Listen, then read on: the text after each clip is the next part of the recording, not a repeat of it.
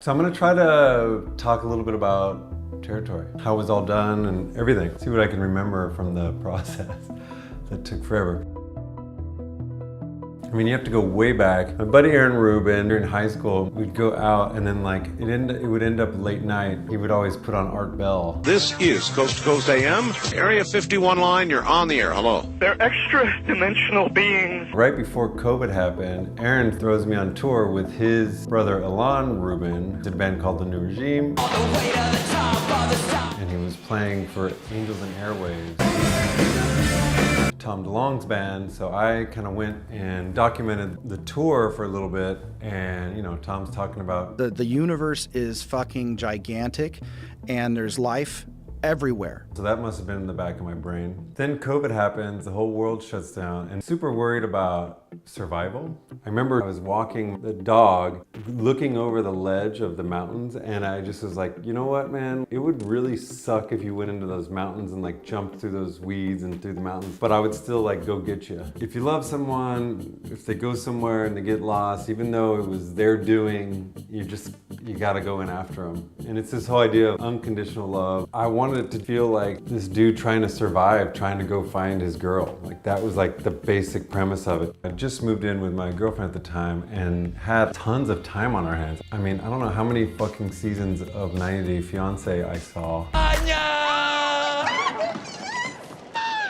You know, we're wasting time. It's like, hey, what are we gonna do with this time? You know, and then we started going to national parks. Had been talking to my buddy Wyatt, who's just a pure soul, pure artist. It was freezing.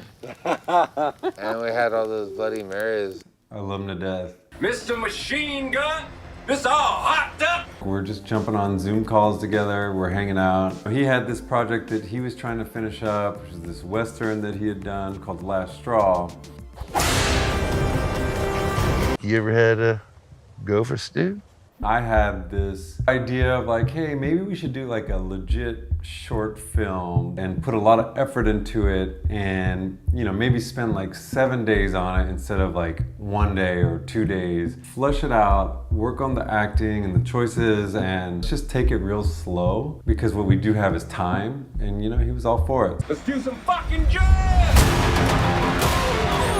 So that was kind of the beginnings of the project, how it came together, how it coalesced. Now I have to figure out, you know, how am I gonna shoot this thing?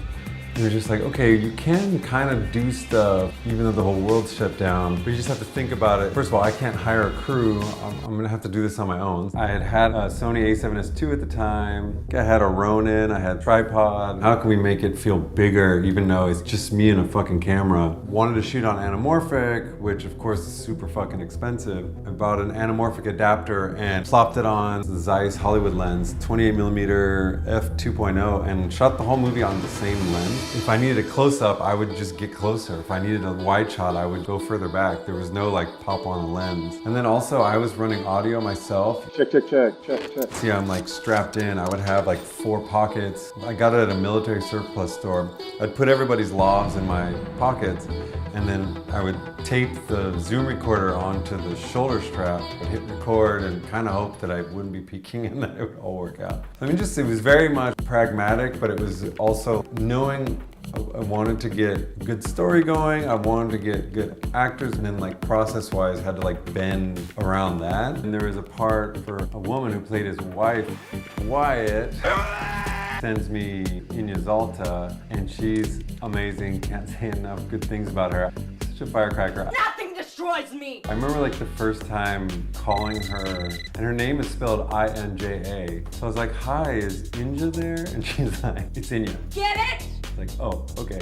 That was like my first intro to Inya, was like, all right, she's very straightforward, very direct. She's already had a career in Slovenia, doing fine, but you know, she wants to take it to the next level, move to Hollywood. What's next? I do have such flawless skin. All these things that kind of came together in a really cool way. For instance, the locations, well, I need a river. I literally just like looked at the map near LA for forest areas, found Azusa, so I went to that river. From there, I started cruising up and down that mountain mountain. It's like what you never do when you drive somewhere. When you drive somewhere, you just sort of go to the top of the mountain and you go back. But I was like looking throughout the whole time. Maybe if I pull over here, maybe if I pull over there. Found crazy little trails with like waterfalls. It was snowing one day right outside of LA. Figured out like, well, for the most part, we'll shoot it up in Azusa in the mountains up there and in the river, and we'll spend the 5 days there. And then I needed a ranch. I reached out on Craigslist and someone responded back. He's got this ranch in the Santa Monica Mountains. And there's like a ranch hand that lived there, and like right when I pull up, he like cruises up in a gator, like, what's going on?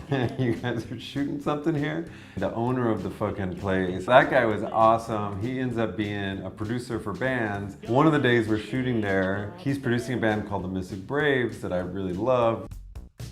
The ranch has this saloon room, and we end up hanging out one night drinking beers, which is a nice pause during COVID. So this cool, like, earnest process that we did to make this first short film, and we did it. And so then it comes time to putting it together, and it's like 45 minutes long, and I'm like, awesome. Like, now I have a short film that I can't put in any festivals because, you know, no one wants anything more than 10 minutes. Maybe I should turn this into a feature. It's already 45 minutes long, I just keep it going. You're right.